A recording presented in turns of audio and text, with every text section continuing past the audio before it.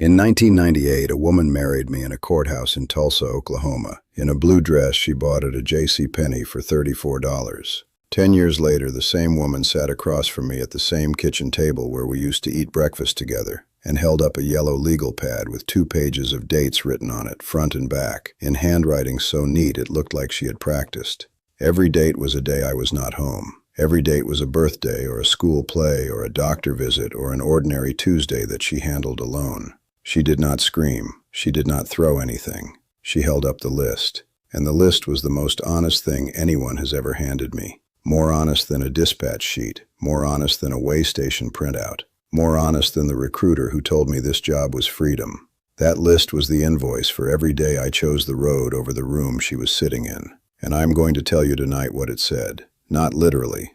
I don't have it anymore, but I have it memorized, the way you memorize anything you've read 1,000 times in the dark at 2 a.m. on a highway, when the road is straight and the cab is quiet and your brain goes to the place it always goes, which is that kitchen table in Broken Arrow, Oklahoma, where a woman in a gray sweatshirt told you the truth about your own life. Stay with me. Subscribe. Not for me. For the wife sitting on a couch right now waiting for headlights that might come Friday or might come Sunday, who doesn't know how to explain to her friends what it feels like to be married to a man she sees 80 days a year. Leave a comment. Tell me if you've been her. Tell me if you've been me. Either way, I see you.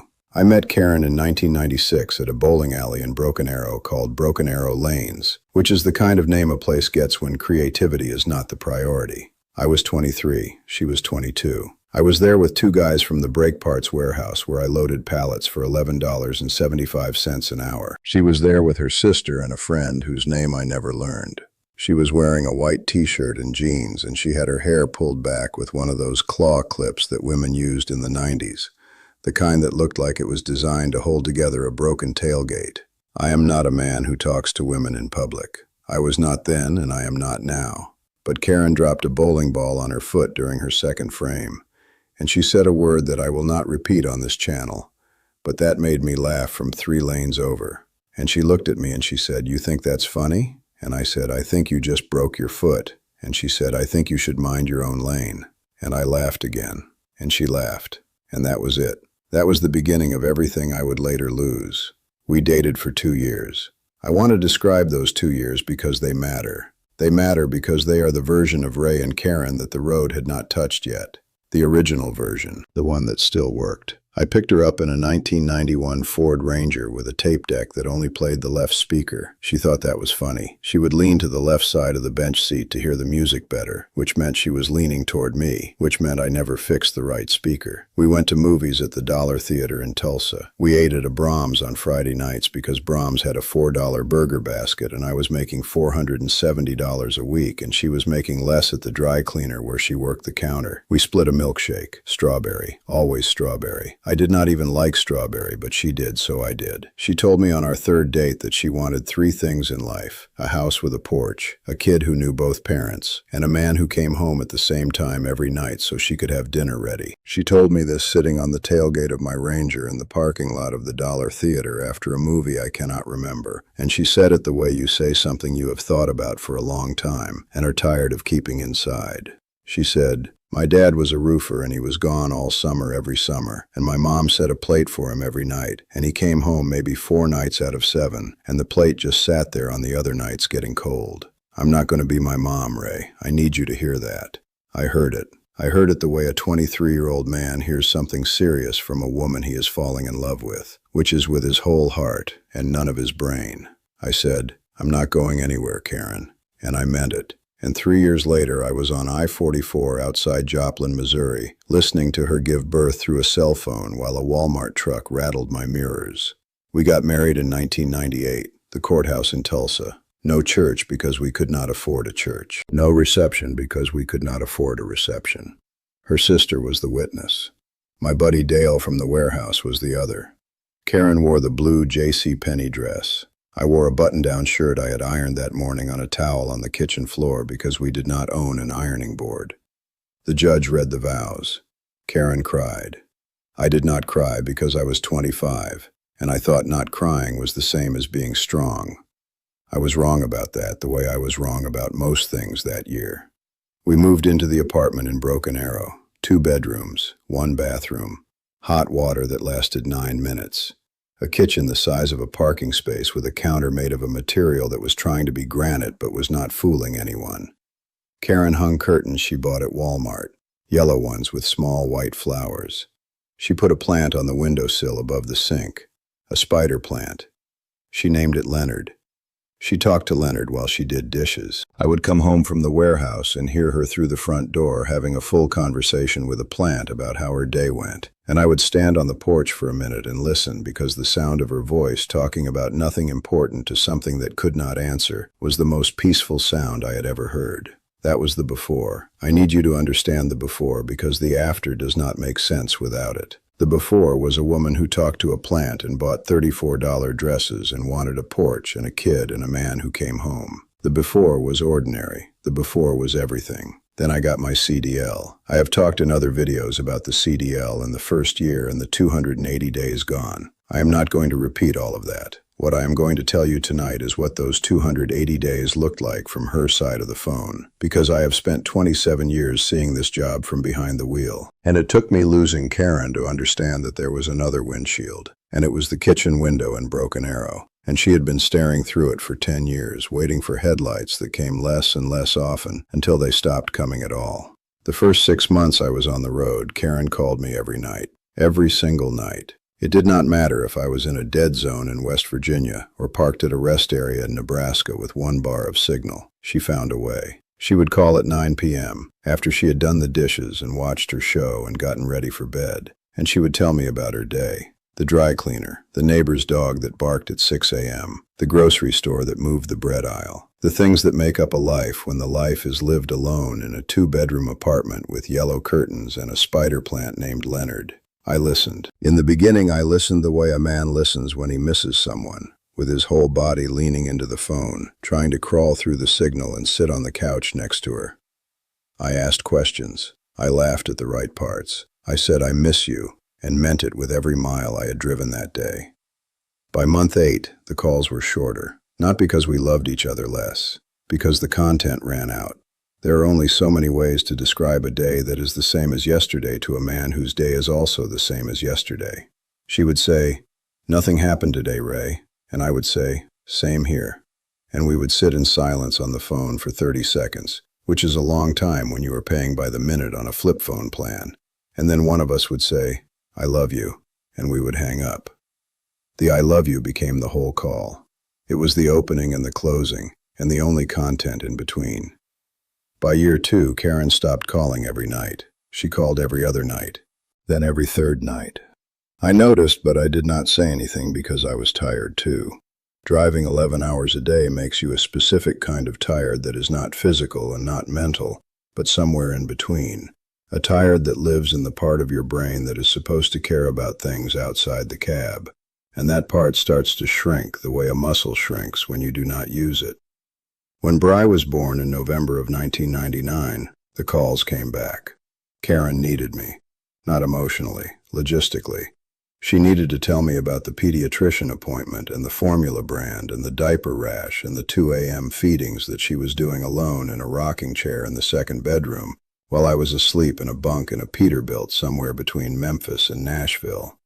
She needed another adult in the conversation, not because she could not handle it alone, but because handling it alone was never the plan. I remember a call from the spring of 2000. Bri was 5 months old. Karen was up at 3 a.m. with her. Bri had an ear infection. Karen had been on hold with the nurse hotline for 40 minutes. She called me. I was parked at a rest area in Pennsylvania. She did not say hello. She said, "Ray, I need you to be here right now. Not next week, not Friday, right now." And I could hear Bri crying in the background, and I could hear the hold music bleeding through from the other phone, and I could hear something in Karen's voice that I had never heard before, which was the sound of a woman who had reached the edge of what she could carry alone. I said, "I'm in Pennsylvania," and she was quiet for a long time. And then she said, "I know where you are, Ray. I always know where you are. You're always somewhere else." That sentence. I have heard that sentence every night since. I hear it when I start the engine. I hear it when I check my mirrors. I hear it somewhere on hour 4 or 5 when the road goes flat and the brain goes wherever it wants, and it goes to Karen standing in a kitchen in Broken Arrow with a baby on her hip saying the truest thing anyone has ever said to me. You're always somewhere else." She was right. I was always somewhere else. That is the job description. Long-haul truck driver, translation, a man who is professionally somewhere else. A man whose entire career is built on not being where the people who love him need him to be. Karen started doing everything herself, not because she wanted to, because she had to, and then because she was used to it, and then because she was better at it alone than she had ever been with me intermittently showing up and disrupting routines I did not even know existed. She learned to fix the garbage disposal with a YouTube video and a wrench. She learned to change the oil in her Civic in the apartment parking lot. She assembled Bree's toddler bed with an Allen wrench and the instructions upside down, and she told me about it on the phone the next night like it was funny. And it was funny, but underneath the funny was something else, which was a woman building a life that did not require me in it. The more independent she became, the less I recognized the house when I came home. I would walk in after 6 days on the road and the furniture would be different. Not new furniture, the same furniture in different places. The couch against a different wall. The kitchen table turned 90 degrees. Bree's high chair moved to the other side. Karen was rearranging. She was making the space hers. And every time I came home and reached for a light switch that was no longer where I remembered it, I understood a little more clearly that this apartment was her home. I was a guest in it. There is a moment in every trucker's marriage that divides the before from the after. The moment where the marriage stops being two people making it work and becomes one person managing alone, while the other one sends money. For Karen and me, that moment was not the divorce. The divorce was the paperwork. The moment was a Tuesday in 2005. I had been home for 3 days. It was my off rotation. Bree was 6. She had a stomach bug and Karen had been up with her twice the night before. I was asleep in the bedroom. Karen did not wake me. She got up both times, cleaned up, changed the sheets, gave Bree the children's Tylenol, rocked her back to sleep, and went back to bed without touching my shoulder. I found out the next morning. I said, "Why didn't you wake me up?" And she looked at me with an expression I will never forget. It was not anger, it was not resentment. It was the face of a woman who has genuinely forgotten that waking someone up is an option. She said, "Ray, I didn't even think of it." She did not think of it. She had spent so many years handling the nights alone that the idea of a second person being available did not register. I was in the bed. I was 4 feet away from her, and she had already erased me from the system. That is what trucking does to a marriage. It does not blow it up. It erases you from the system. One absence at a time. One missed night at a time. One rearranged living room at a time. Until the woman you married has built a life so complete without you that your presence in it is not a relief. It is a disruption. The last 2 years of the marriage were the quietest. Not fighting, not cold shoulders. Quiet. The kind of quiet where two people sit at a dinner table and eat, and the only sound is forks on plates and the television in the other room playing something neither of them chose. The kind of quiet where you sleep in the same bed and do not touch. Not because you are angry, because you have forgotten that touching is something you used to do. The kind of quiet where your wife says, "How was your trip?" and you say, "Fine." And she says, "Good." And that is the entire conversation about the 6 days you just spent apart. I know now that the quiet was Karen giving up. Not all at once, gradually. The way you stop watering a plant you have accepted is not going to survive. She stopped asking when I would be home. She stopped setting a plate for me. She stopped telling me about her day because her day had become hers, and sharing it felt like lending something to a man who would not be around long enough to return it. The yellow legal pad was a Sunday morning in 2008. I have talked about the list before. Birthdays, school plays, doctor appointments, stitches above Bry's eyebrow, front and back. 2 pages, Karen's handwriting small and neat. She did not yell. She said, "Ray, Bry asked me last week if you still live here."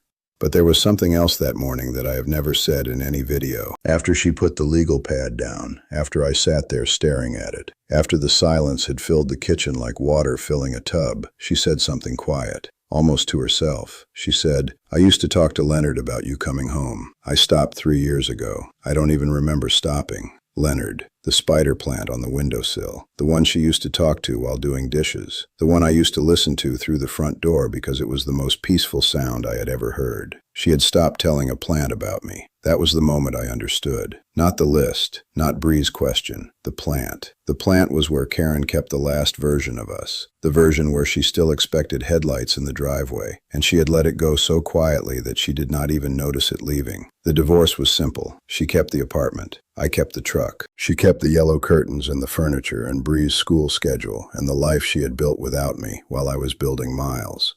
I got the cab, the dashboard, the windshield, the cup holder, the bunk, the silence. I signed the papers at a Denny's in Tulsa on a Wednesday afternoon. Karen brought them in a manila folder. She had already signed her half. Her signature was the same small, neat handwriting she used for grocery lists. I signed mine with a pen from the Denny's hostess stand that barely worked. I had to press down so hard the paper tore at the edge of the R in Ray. We sat across from each other in a booth by the window, and neither of us ordered anything. The waitress came by twice, and Karen waved her off both times. We sat there for maybe 10 minutes after I signed, not talking, not avoiding each other, just sitting in the last version of us that would ever exist in the same booth at the same table, in the same room. She said one more thing before she left. She picked up the folder and she stood and she looked at me and she said, "You were never a bad husband, Ray. You were just never here." And she walked out. I watched her cross the parking lot to her Civic. She did not look back. She had spent 10 years looking back, looking at the driveway, looking at the front door, looking at the empty chair. She was done looking back. I sat in that Denny's booth for 45 minutes after she left. The waitress brought me a coffee I did not order. She set it down without a word. I think she knew. I think waitresses at Denny's in the middle of a Wednesday afternoon have seen enough men sitting alone in booths with manila folders to know what just happened. I drove back to the terminal that night and I took a load to El Paso. I drove 14 hours straight. I did not stop for food. I did not stop for fuel until the gauge was on the line. I drove because driving was the only thing I knew how to do when everything else had been subtracted. The road does not ask you how you feel. The road does not ask you if you are okay. The road is a line and your job is to follow it. And as long as you are following it, you do not have to think about a manila folder on a table in a Denny's, or a blue JCPenney dress, or a spider plant on a windowsill that nobody talks to anymore. She did not ask for much. She was never the kind of woman who asked for much. She had asked for 3 things on the tailgate of a Ford Ranger in 1996. A porch, a kid who knew both parents, a man who came home at the same time every night. I gave her 1 out of 3. Bree knew both her parents. She just knew one of them mostly through a phone. Karen remarried in 2015, a man named Todd. Honda dealership, home by 6, every night. I have said before that I do not hate Todd. That is true. But I want to add something I have not said. I am grateful to Todd in a way that I cannot say to his face because it would sound like defeat.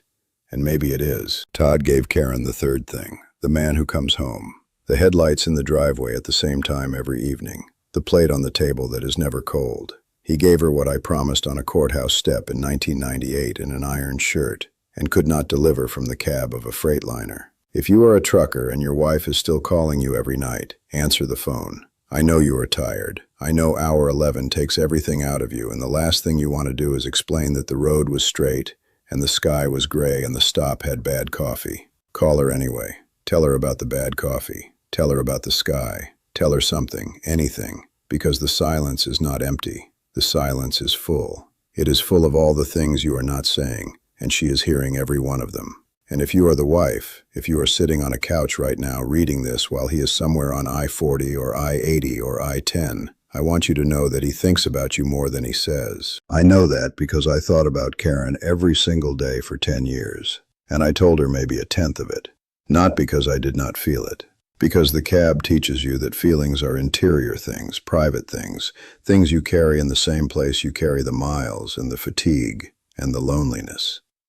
He is not silent because he does not care. He is silent because the road has made silence his first language. My name is Ray. I am parked somewhere on I-40. The engine is off. The cab is dark.